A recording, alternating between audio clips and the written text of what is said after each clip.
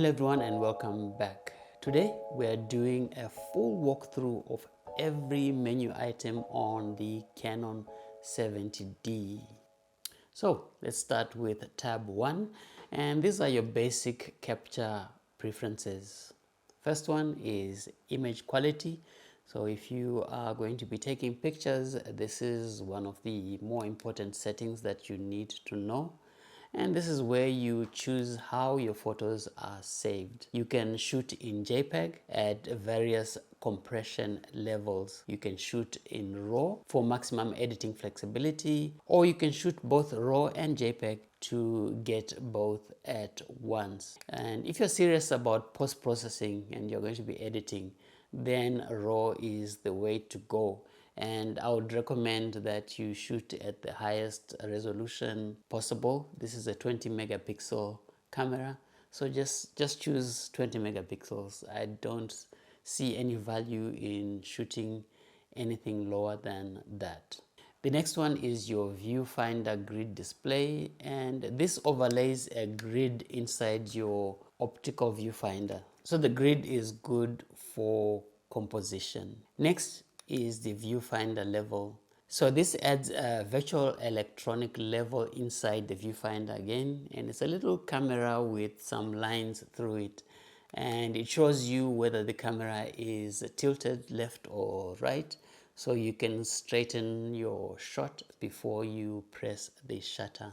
Beep is a way to control whether the camera makes a noise or an audible beep when it achieves focus or when the self-timer controls count down. So you want to turn it off if you are shooting in quiet environments like a wedding ceremony, or if you're shooting wildlife and you don't want to scare the birds or whatever you're shooting away.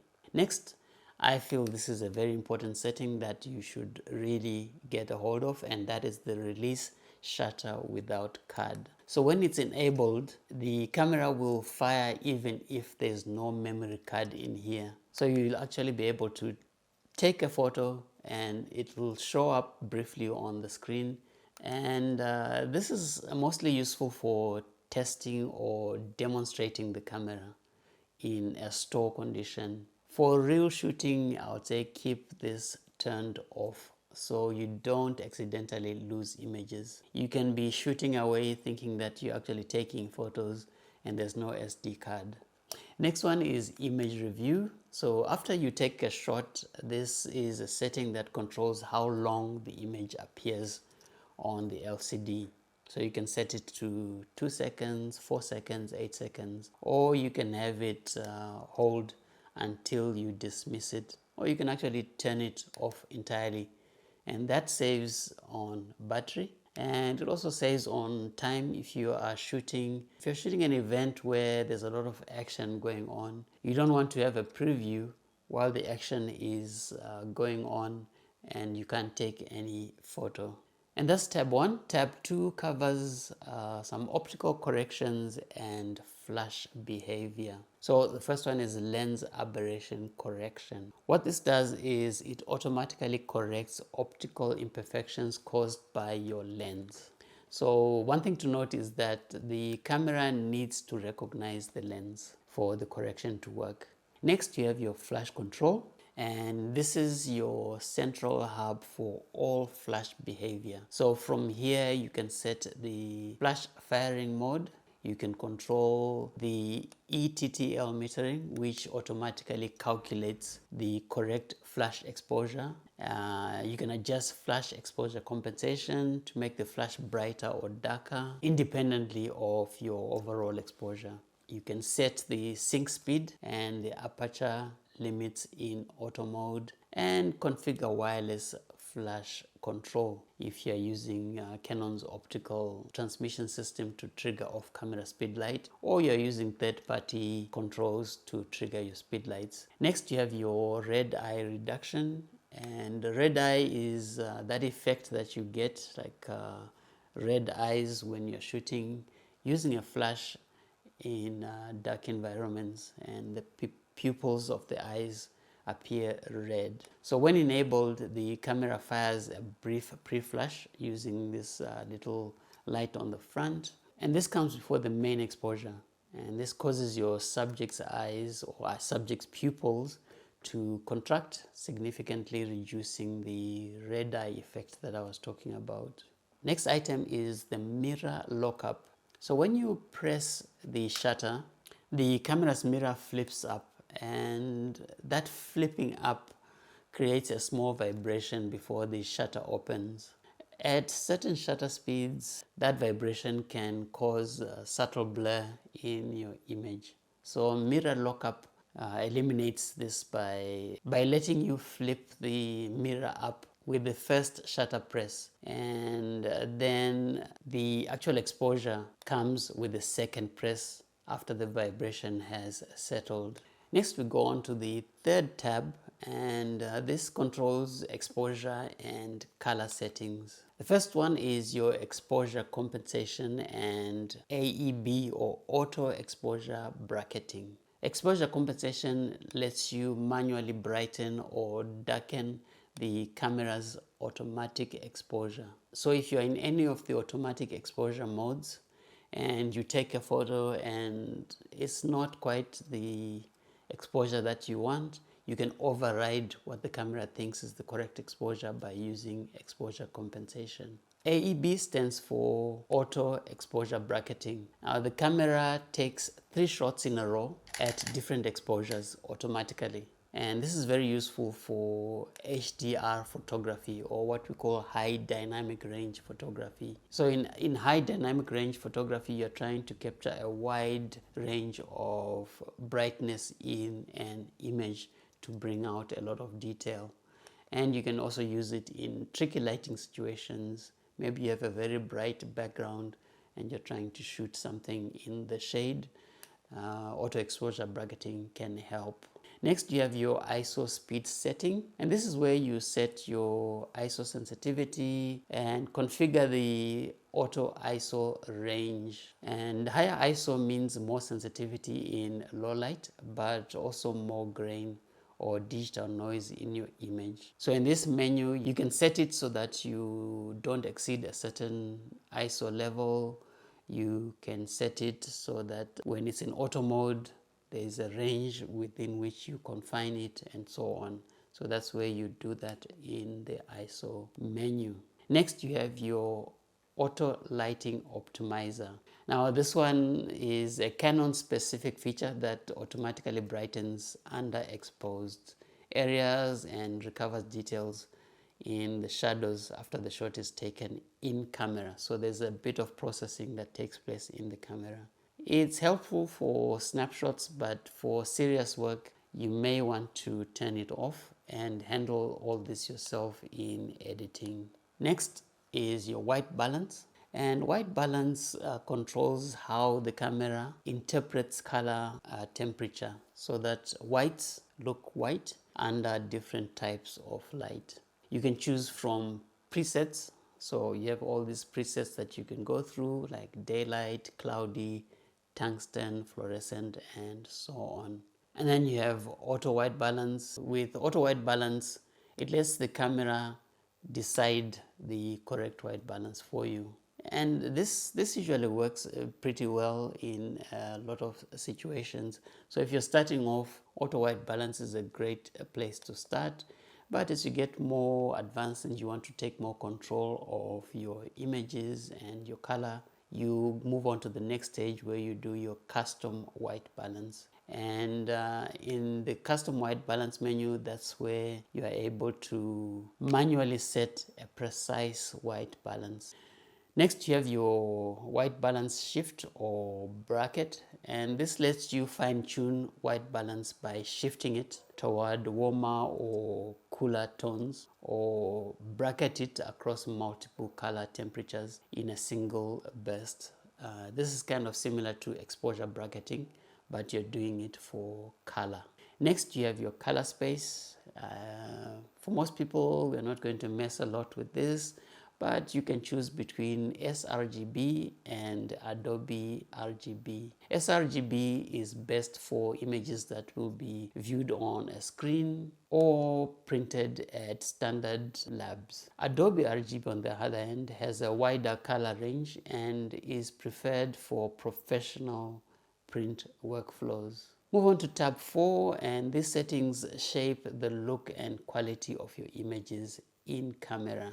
And so you have the first one is picture style, and your picture styles are like built-in color profiles that determine how your JPEGs, so we're looking at JPEGs, not the raw photos, how the JPEGs look straight out of the camera. So you have options that include standard, portrait, landscape, neutral, faithful, and monochrome. And you can also create your own custom styles. I'd recommend that you stay on standard, neutral, or faithful. Next, we have long exposure noise reduction. Now, when you shoot exposures longer than 1 second, the camera automatically takes a second dark frame exposure, and it uses this frame to subtract the noise pattern that is created with long exposure photos from your image. This helps to clean up your shot and remove noise, but it kind of doubles or increases your wait time between shots. You also have high ISO speed noise reduction, and this applies noise reduction to images shot at high ISO values. And you can choose between low, standard, or strong. What tends to happen with heavier reduction though is it smooths out the noise, and that ends up softening your image. Next, we have highlight tone priority, and this feature expands the dynamic range in bright areas, and what it does, it helps you to preserve detail in highlights, and it's useful in high contrast scenes. Next, we have the dust delete data, and the camera basically photographs its own sensor to map any dust spots, and then it uses that map to automatically erase dust spots from your images in Canon's digital photo professional software. Next, you have multiple exposure, and this lets you combine 2 to 9 exposures into a single image in camera. So this is great for creative photography or creative composite photography without needing any extra software. Next, we have HDR mode, and this takes 3 shots at different exposures and then merges them automatically into a single high dynamic range image. So this is like auto exposure bracketing that you can do manually, but here the camera is doing it for you. And so it's useful for high contrast scenes where you want detail in both shadows and highlights without having to do post-production processing that you would do with something like auto exposure bracketing. Next, we're going to be looking at autofocus and live view. So we look at tab 5, which covers live view and its autofocus behavior. So when you're in live view, there is a specific way in which autofocus behaves that's different from when you're looking through the viewfinder. So we have a live view shoot, and this enables shooting with the LCD screen rather than with the optical viewfinder, and it's really good for precise framing in video work, or if you're shooting from unusual angles where you can't really put your eye up to the viewfinder and you need that. Next is your AF method. In live view, this determines how the camera locks focus. So your options include face plus tracking, which finds and follows faces. You have FlexiZone Multi, which uses a wide zone, and FlexiZone Single for precise manual zone selection. Next, you have your continuous autofocus, and when this is on, the camera continuously adjusts focus while in live view mode, even before you half press the shutter. So this keeps your subject sharp, but the downside is that it drains your battery really fast because of the continuous focusing. Next is something that I generally turn off, and this is touch shutter. So with this enabled, you can tap anywhere on the touch screen, and the camera will focus on that point and fire the shutter automatically. So it's very intuitive for casual shooting, but I'm always pressing this accidentally and taking photos that I really don't mean to take, so I usually switch that off. Next, we have grid display, and just like in the viewfinder, this overlays a grid on the live view screen to help with composition and alignment. Next, if you are shooting photos, you want to look at your aspect ratio.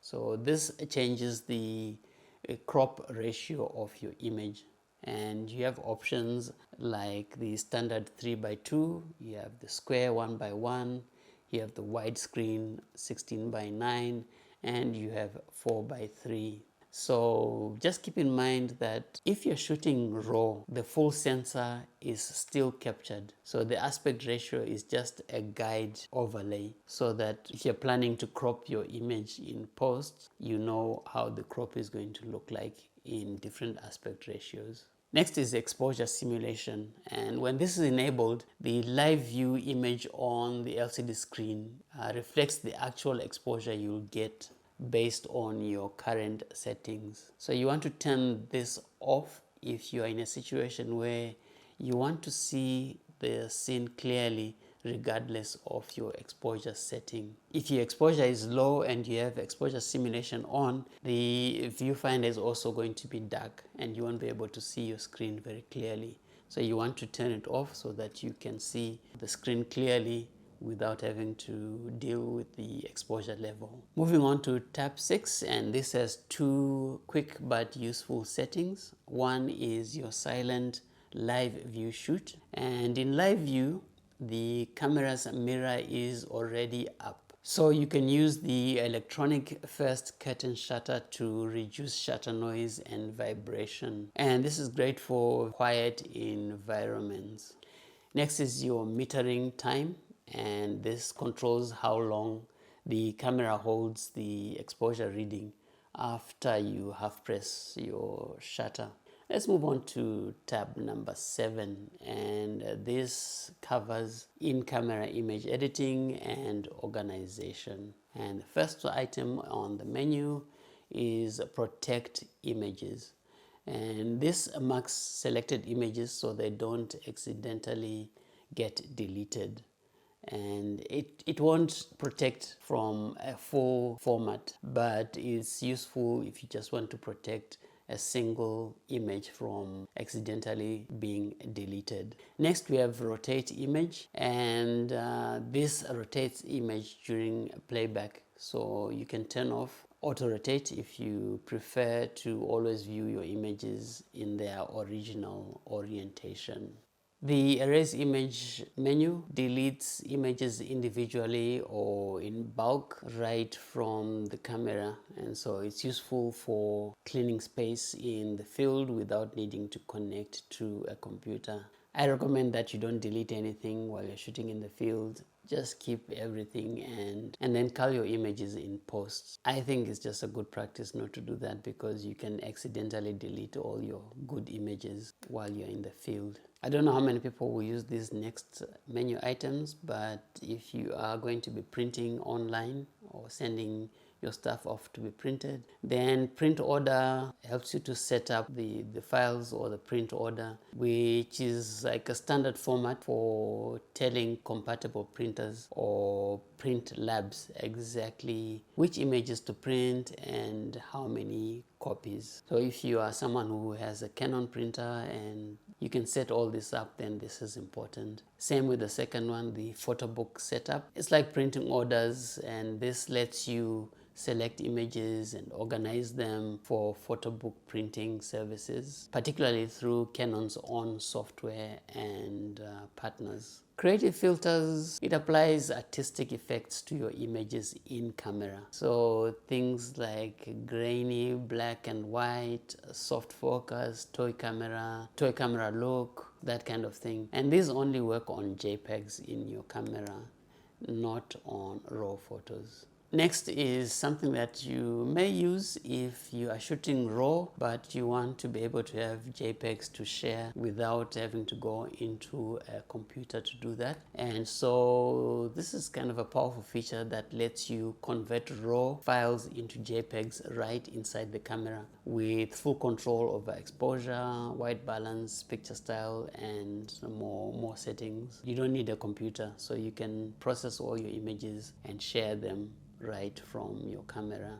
Next we have our 8th tab, and this one starts off with resize, and this creates a smaller JPEG copy of a selected image at a lower resolution. This is useful for quickly creating small resolution files, web-sized files versions without editing software. Rating: you can assign star ratings from 1 to 5 to your images, and this metadata carries over into your software like Lightroom. So that makes it easier while you still remember in the field that you really liked a certain photo, and when you take it into Lightroom, you can easily and quickly find those favorites that you have tagged in the field. Slideshow: the camera plays back your images automatically, just like a slideshow. Image jump: so when browsing through the images, this controls how many images are skipped when you rotate the main dial. You can jump by 10 images, 100 images, by date or by rating. Going on to the 9th tab, highlight alert. This makes overexposed areas blink on the LCD during playback, and it's a quick visual way to spot anywhere where there's overexposure and anywhere that's overblown or blown out in your shot. AF point display: again during playback, this overlays which autofocus point the camera used when the shot was taken, and this might be helpful for diagnosing focusing accuracy. Playback grid adds a grid overlay on top of images during playback for reviewing composition. And then you have your histogram display, and it enables the exposure histogram during image review. So you can choose between brightness histogram, which just shows you the brightness, and a separate RGB histogram for each color channel. So if you're shooting a very colorful scene and you're concerned that some colors might be overexposed or oversaturated, then you can use the RGB histogram. Movie play count, and this determines whether video files show their duration as elapsed time or as remaining time during playback. Next is control over HDMI. When connected to a compatible TV via HDMI, this lets you control the camera playback using the TV's remote control through the HDMI connection.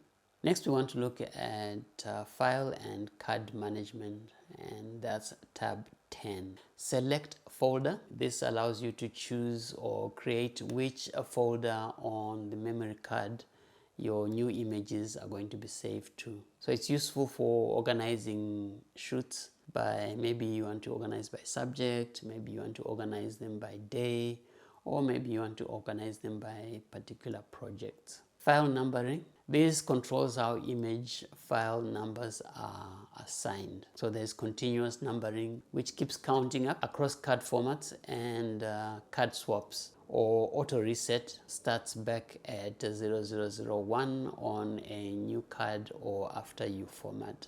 Auto rotate. This automatically rotates portrait orientation when you view them on the camera screen or on a computer. You can turn it off if you prefer to handle rotation yourself. And then you have the format card menu item, and this completely erases and reformats the memory card. And always format your card in camera before a shoot. This allows you to have the cleanest file structure. Our next tabs are going to cover the core operational settings of the camera. Start off with auto power off, and as the name implies, it sets how long the camera stays on before it goes into sleep to save the battery. or you can disable it entirely if you don't want the camera to go to sleep.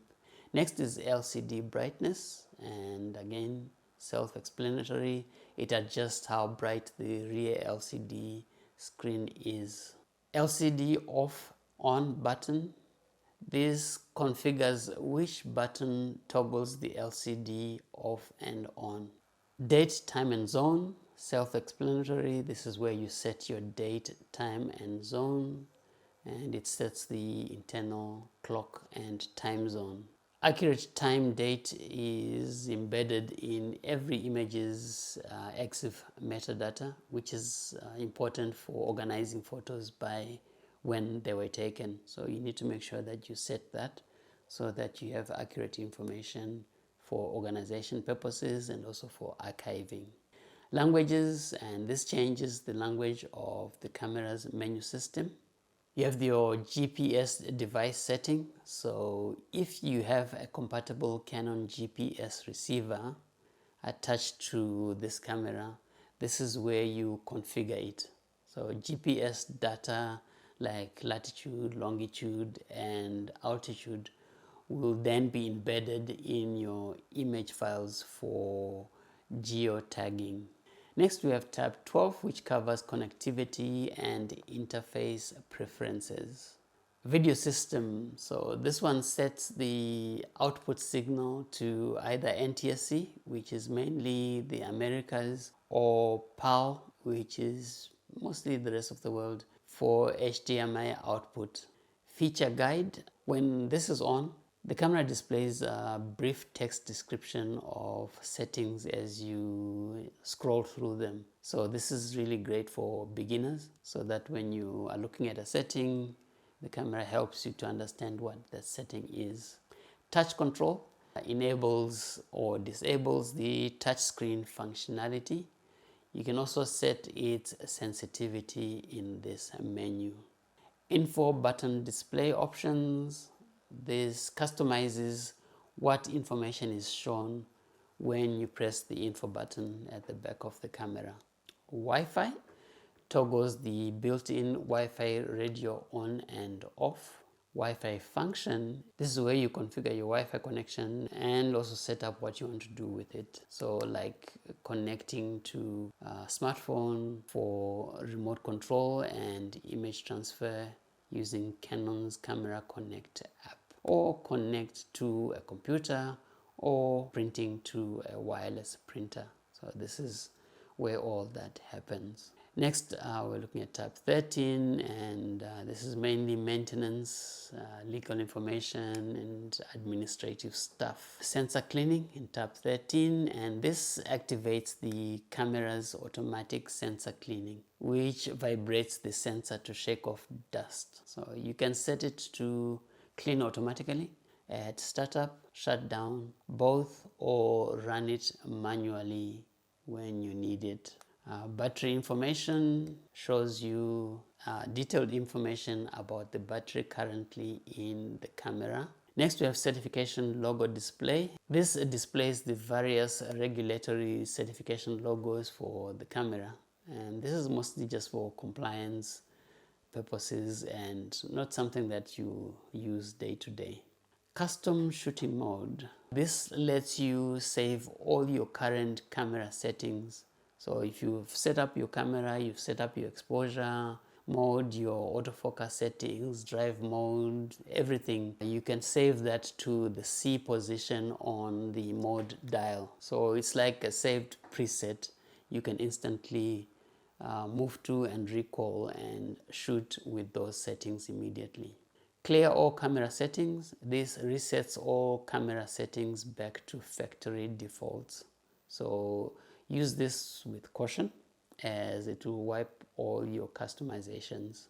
Copyright information lets you enter your name and copyright text that gets embedded in the EXIF metadata of every image you shoot. So this is very useful for professional photographers who want to make sure that they protect their images from being stolen. Firmware version, and this displays the current firmware version installed on your camera. So you can look at your firmware version and then go online to see what the current version is.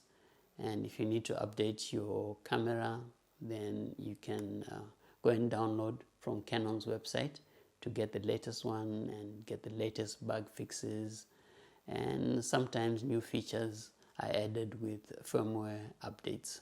The next category are all your custom functions. So we look at tab 14, and you have C function 1, and these are to do with exposure.